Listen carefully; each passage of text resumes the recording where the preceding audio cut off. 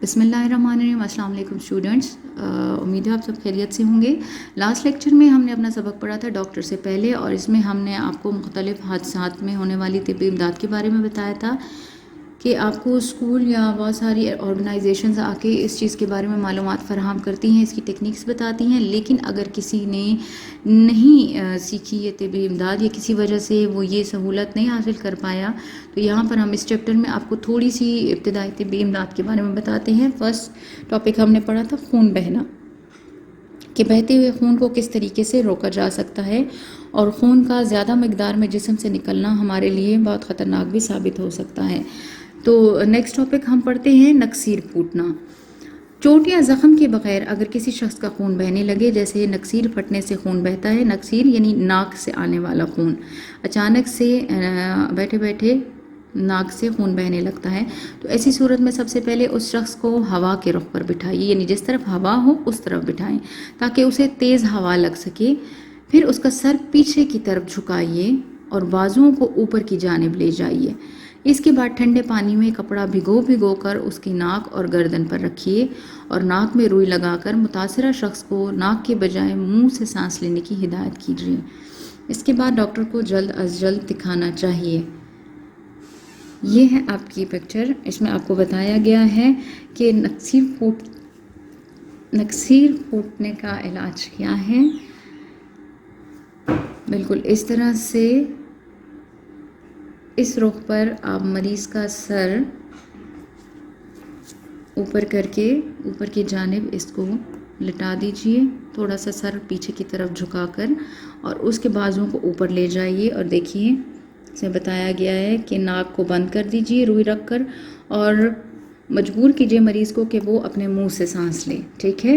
اور اس کے بعد اسے فوراً ڈاکٹر کو دکھائیے، نہیں کہ بس آپ نے یہ ابتدائی امداد دے دی اس کو اور آپ کہیں یہ خون رک گیا، بالکل ٹھیک، یہ کسی اور وجہ سے بھی ہو سکتا ہے، یہ عام نکسیر پھوٹنا نہیں ہو سکتا، اس کے پیچھے کوئی بیماری بھی ہو سکتی ہے، اس لیے اس چیز کو آپ لوگوں نے بالکل بھی کیئرلیسلی ڈیل نہیں کرنا۔ اچھا، موچ آ جانا، یہ دیکھیے پکچر، اکثر ہوتا ہے چلتے چلتے ہمارا پاؤں الٹ جاتا ہے، اور اکثر اوقات یہ بچوں کے ساتھ ہوتا ہے۔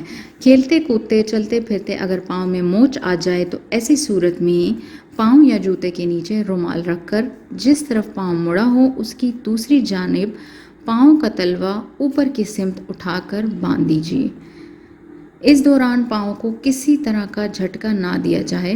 گھر پہنچ کر جوتے اتار کر پاؤں کو گرم پانی سے ٹکور کیا جائے، اس کے بعد اوپر سے کپڑا باندھ دیں، اس کے بعد ڈاکٹر کو دکھایا جائے اور ہدایات پر عمل کیا جائے، ٹھیک ہے۔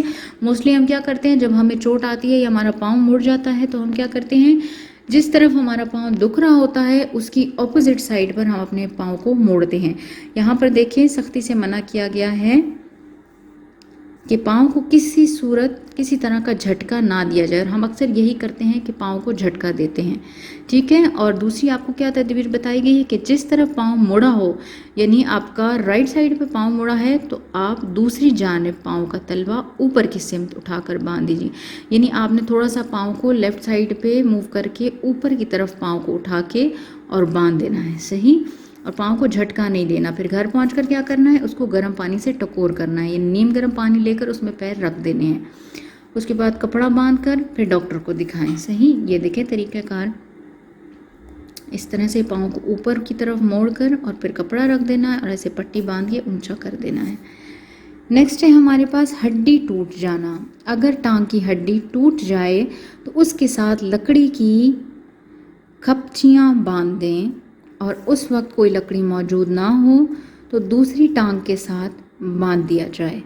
اگر کلائی یا بازو کی ہڈی ٹوٹ جائے تو اس ٹوٹے ہوئے حصے پر لکڑی کی کھپچیاں باندھ کر ہاتھ کو کپڑے کی جھولی نما پٹی میں رکھ دیجیے اور فوراً ہسپتال پہنچائیے، ٹھیک ہے۔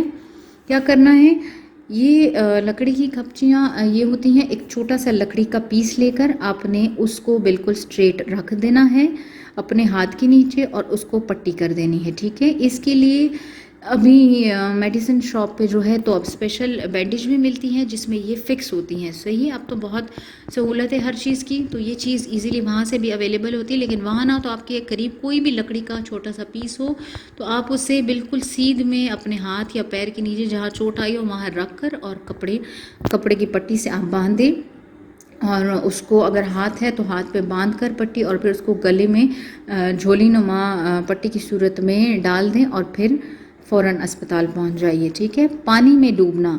اگر کوئی شخص حادثاتی یا اتفاقی طور پر ڈوبنے لگے تو اسے چاہیے کہ وہ اپنے حواس کو قابو میں رکھتے ہوئے اپنے ہاتھوں کو پانی سے اوپر اٹھانے کی بجائے اپنے جسم کے ساتھ سیدھا رکھے اور پیٹ کے بل لیٹ کر خود کو پانی پر چھوڑ دے.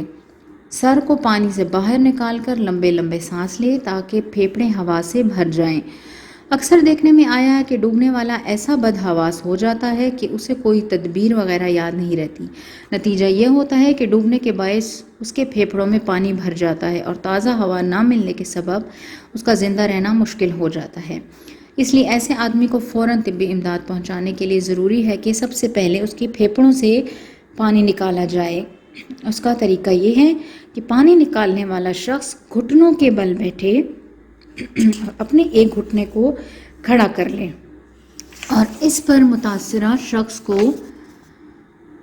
اوندھا لٹا دے، اس طرح کہ اس کا پیٹ پانی نکلنے والے کے گھٹنے پر رکھا ہو اور اس کا منہ نیچے کی طرف جھکا ہو. پھر اس کی پشت کو بار بار دبائے تاکہ اس کی کمر پر زور پڑے اور پھیپھڑوں کا پانی باہر نکلے. یہ عمل اسی طرح جاری رکھا جائے یہاں تک کہ مریض سانس لینے لگے، پھر اسے فوراً اسپتال پہنچایا جائے. تو یہاں آپ کو کیا بتایا گیا ہے کہ ایک تو آپ پانی میں ڈوبنے لگیں تو آپ نے بالکل بھی بدحواس نہیں ہونا، اور آپ نے کیا کرنا ہے، اپنے حواس کو قابو میں رکھنا ہے، اپنا جسم آپ نے سیدھا رکھنا ہے اور پیٹ کے بل لیٹ کر خود کو پانی پر چھوڑ دینا ہے. ٹھیک ہے. سر کو آپ باہر نکال لیں گے تاکہ آپ کے جو پھیپھڑے ہیں یعنی لنگز ہیں آپ کے، اس میں پانی نہ جائے. اگر آپ کے لنگس میں پانی چلا جائے گا اور اس میں آکسیجن کی پراپر کوانٹٹی نہیں ہوگی تو اس سے کیا ہوتا ہے، پھیپھڑے پانی سے بھر جاتے ہیں اور اس وقت سانس لینا مشکل ہو جاتا ہے، جو کہ بہت کامن ریزن ہے کسی کے بھی موت واقعہ ہونے کا. ٹھیک ہے. مطلب پانی میں ڈوبنا کوئی اتنا وہ نہیں ہے جسے ہم بہت زیادہ ایک دم سے ہمارے حواس جو ہمارے قابو میں نہیں رہتے وہ وجہ بنتی ہے کسی کی بھی موت واقعہ ہونے کی. ٹھیک ہے. اور جو پانی آپ کے پیٹ سے نکال رہا ہے وہ کیا کرے گا کہ وہ شخص گھٹنوں کے بل بیٹھے گا، ایک گھٹنے کو کھڑا کر لے گا اور اس پر متاثرہ شخص کو اوندا لٹا دے گا. صحیح. آپ کا جو گھٹنا ہے ایک کو کھڑا کر لیجئے اور اس کے اوپر اس انسان کو الٹے منہ لٹا لیجئے، یعنی کہ اس کی کمر آپ کی طرف ہو اور اس کا پیٹ جو ہے آپ کے گھٹنے پر ہو. ٹھیک ہے. اس کا منہ نیچے کی طرف ہو اور اس کی پشت پر آپ زور زور سے اس کی پشت کو یعنی اس کی کمر کو آپ زور زور سے دبائیں، جس کی وجہ سے اس کی کمر پر زور پڑے گا اور اس کا جو پیٹ ہے آپ کے گھٹنوں پر ہوگا تو اس کے پھیپھڑوں سے پانی باہر نکلے گا. یہ عمل اسی طرح جاری رکھا جائے تاکہ مریض کو سانس لینے میں آسانی ہو. امید ہے آپ کو اس عمل کی سمجھ آ گئی ہوگی. انشاءاللہ باقی ٹاپکس بھی دیے گئے ہیں، یہ تمام ٹاپکس جو ہیں ہم نیکسٹ لیکچر میں کور کریں گے. تو آپ گھر میں ان چھوٹی چھوٹی جو چیزیں آپ کو بتائی گئی ہیں ان کی پریکٹس کریں. ٹھیک ہے. تاکہ کسی کو بھی بر وقت طبی امداد دینے کے لیے آپ ہر وقت تیار رہیں. انشاءاللہ نیکسٹ لیکچر تک کے لیے اجازت دیں. اپنا بہت سا خیال رکھیے گا. خدا حافظ.